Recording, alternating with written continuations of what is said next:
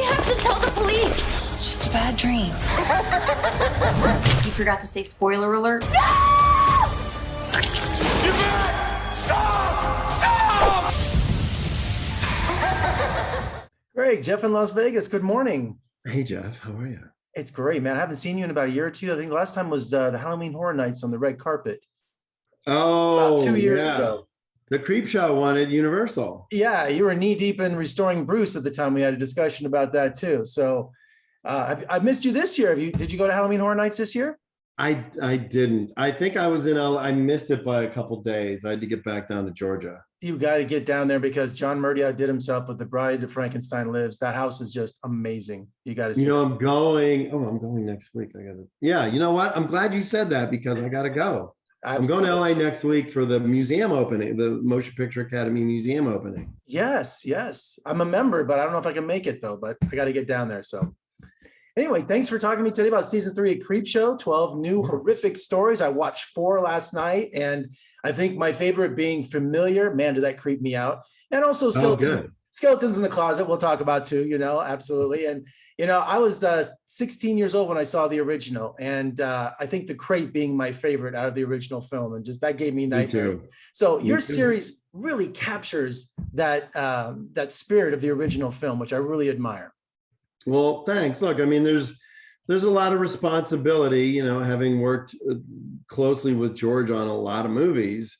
I think that was probably when we did season 1, the most intimidating element was, man, I can't screw this up. This is George Romero and Stephen King. And I feel like after season 1, when we got into developing stories for season 2, I really found the tone that I felt worked for the show. I read this short story called Shapeshifters Anonymous, which I thought was completely ridiculous and out there. And that ended up being the first episode that we shot for season 2.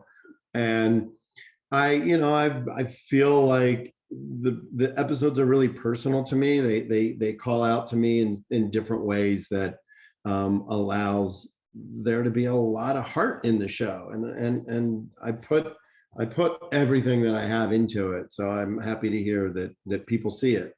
Well, you return behind the camera this season again, Queen Bee, those glowing eye minions, the ones behind me, you can see that's pretty cool. Also something right out of The Thing, the creature in that episode, a little Rob Bottin homage, because yeah.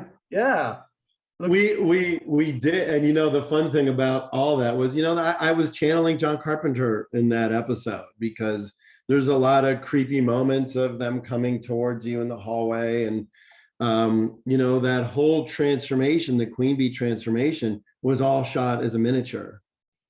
So wow, no kidding. The whole thing was like a 3rd scale miniature that we shot at K&B a couple of weeks after we had wrapped, because we designed this cool creature. And then she was sort of upside down, and I loved it's like from The Thing. I loved that the legs were up on the ceiling and the head was upside down, and so so that was all a rod puppet.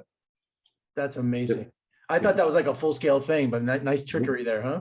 Thank you. The miniature, it was really cool. It was super fun. You know what? I'll share some of the photos and video with Courtney and AMC, and maybe they can share it with you, because it was really fun to do. That would be awesome. Of course, Skeletons in the Closet, I was geeking out because, this couple that runs this Hollywood prop store, and I'm going crazy because right away I see all these amazing props, but, Phantasm when I was 12 was my movie, and that sphere, just to see that and you integrating that in the episode was so cool.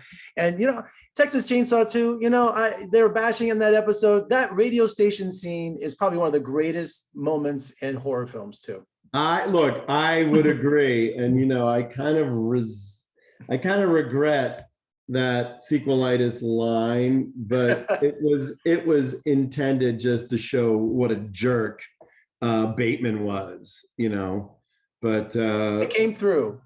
Yeah. Well, I mean, you gotta hate him enough that she has to, that she's got to bring herself to kill him, which was true. Look, there's so many fan things in there. I mean, Lampini, was named after, from House of Frankenstein, was Boris Karloff's character, and then the guy who drove the coach was Daniel. So we did Danielle. I mean, it's You I even don't did think there's- Haddonfield Hospital in Queen Bee, I noticed too. yes, yeah. So I mean, I don't think Easter there's- eggs everywhere. they're all over the place. I know. I can't help myself. And you But- did the psycho shower scene, which was brilliant. And did you ever hear that Mel Brooks story when he spoke to Alfred Hitchcock when he did High Anxiety? He showed No, him, I didn't he know that. showed him the movie. He saw the shower scene, you know, with Barry Levinson in the newspaper, and he turned to him after the movie and said, "You have the wrong amount of shower curtain rings." That's what. So when he Really? pulls it, I forget the number, but he had too few shower curtain rings in his scene, and Hitchcock noticed that. So Holy shit. There's only one shot that I didn't recreate, which I regret now, but there's the overhead shot where you see her and she's covering her body and the skeleton is Norman Bates is stabbing, because we shot that whole shower scene in about 3 hours. And setting up those individual shots we didn't have a lot of time. So we did almost every setup except for one. well, you look, you had so much fun with that episode. And you know, God bless. one of my biggest regrets is in my life is that I never made it to the Ackerman Mansion. Did you ever have a chance to visit there, or I never made it either. meet Forrest Ackerman? I never. I met Forey a bunch of times, but I never made it to his house.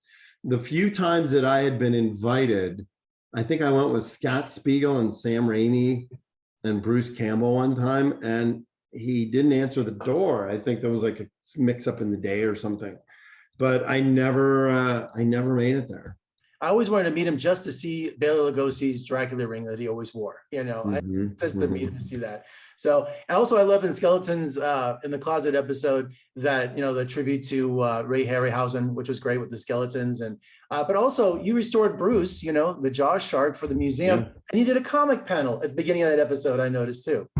Well, I think he might even be in the first shot. There's a big wide of the museum. And I think we digitally put, because obviously he's in the museum now. Right. But you can't have the ultimate prop horror collection without having Bruce in there. And, you know, having spent a lot of time sort of scouring every inch of that shark, I wanted to put it in there just because. Well, they're wrapping us up here, Greg. And just finally, I wanted to mention, I love your thank yous in the episode, Sam Raimi, John Carpenter, but you also have Jack Pierce, which is awesome, famous makeup artist, you know, the original. Yeah. Also, Basil Galgos, famous Monsters illustrator. I mean, I was a huge fan of that magazine when I was a little boy.